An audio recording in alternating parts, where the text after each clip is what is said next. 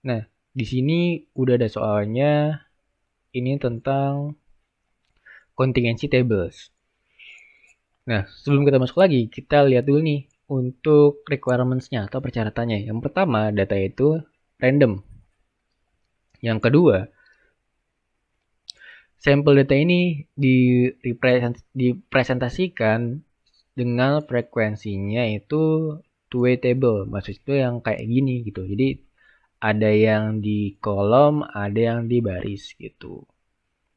Terus untuk setiap selnya ini, sel contingent table itu mempunyai expected value-nya setidaknya 5 gitu kan. Nah, kita tulis nih. Langsung kita masuk aja. Tapi kita lihat dulu nih. Tingkat kerusakannya udah kita masukin. Terus A-nya dia pakai tingkat kepercayaan 50%. Terus kita disuruh untuk menguji apakah tingkat kerusakan di independen terhadap bentuk fondasi. Ya kan? Nah, untuk kalau ini, untuk data yang si contingency table, H0-nya itu dia itu baris dan kolomnya ini independen, tetapi yang H1 ini dependent. Nah, lanjut ya. Kalau kita tahu tadi H0 ini independen, kalau H1 itu dependent sesuai dengan di PPT juga seperti itu ya. Nah, A-nya itu 90%, ini kita bagi 5%. Seperti yang kita ketahui tadi.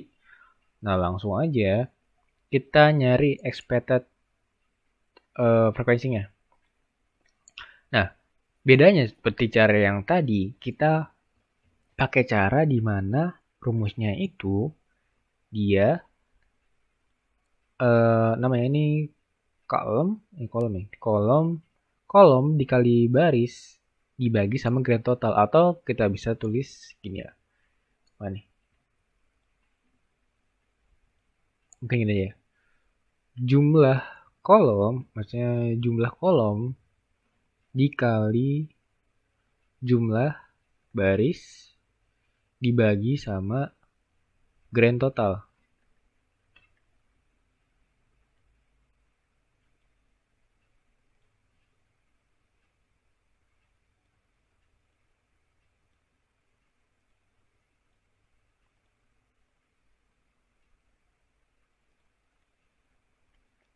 Ini untuk kita mencari E-nya nih. Jumlah kolom dikali jumlah baris dibagi grand total. Ya kan? Jadi kan untuk mencari cakar ayam itu jumlah kolomnya ini dibagi jumlah baris cakar ayam dibagi sama grand total. Ya sama aja. Jadi untuk mencari dengan X itu sebenarnya cukup mudah banget, di mana tinggal kita jumlah kolomnya dikali jumlah baris. Karena kan kita mencari ke kanan ya, nggak berubah. Nah ini kita kunci nih. Terus dibagi sama grand totalnya juga nggak berubah, kita kunci juga. Jadi tinggal kita tarik ke kanan, udah jadi gitu. Nah untuk cakar ayam kita pakainya yang 600 gitu, bukan cakar ayam. Nanti dari expected ini kita nyari chi-square-nya, ya kan? Sebenarnya kan sama kayak rumus yang tadi, di mana chi-square-nya itu observe dikurang kuadrat dibagi sama ya kan? Berarti kan kalau kita lihat di sini observe frekuensinya dikurang sama expected-nya dikuadratin, kita bagi sama expected-nya juga. Dapat segini, ini juga segini. Jadi masing-masing kita lakukan perhitungannya. Jadi nggak perlu ini untuk mencari expected-nya, ini untuk mencari chi-square-nya.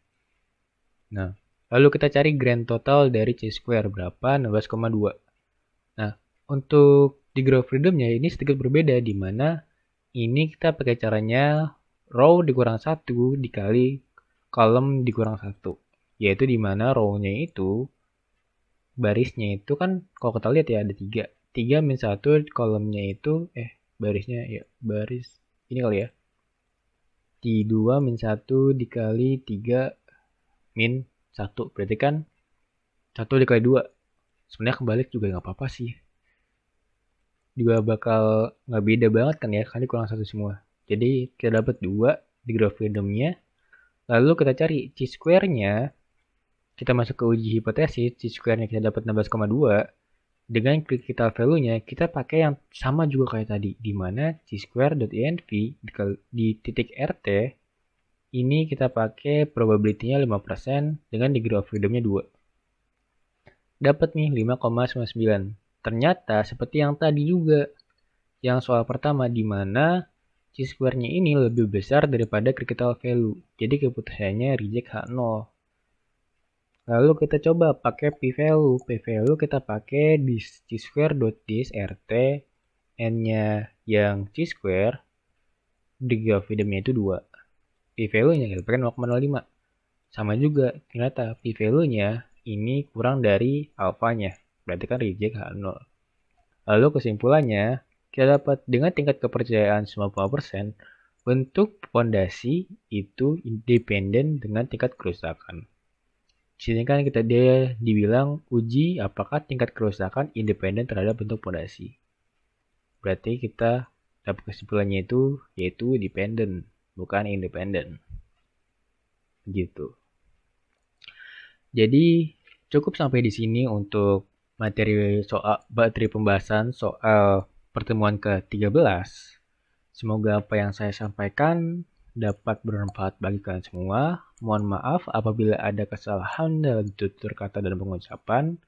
Dan apabila kalian punya apabila ada kesalahan terus kalian punya pendapat yang berbeda-beda sendiri, itu kalian bisa komen di bawah mungkin kali ya. Saya juga bisa saya lihat, terus mungkin bisa dibalas juga. Kita bahas bareng-bareng. Dan cukup sampai di sini. Terima kasih semuanya telah menonton video ini.